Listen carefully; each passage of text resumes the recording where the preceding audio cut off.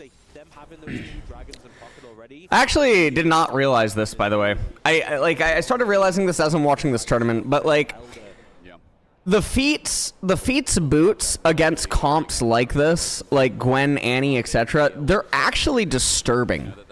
Because these comps are so dependent on getting the burst off successfully.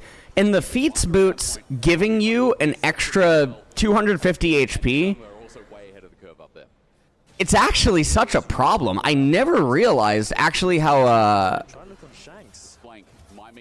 painful these types of like Annie Wukong type comps are in the event that you lose feats.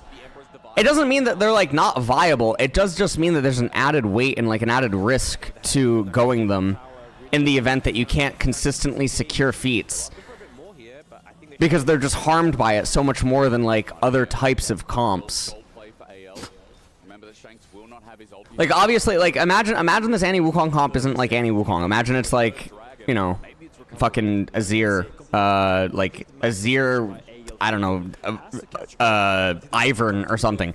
It doesn't matter necessarily that the opponents get those boots because of the way that you deal damage and the way that team fights end up taking place.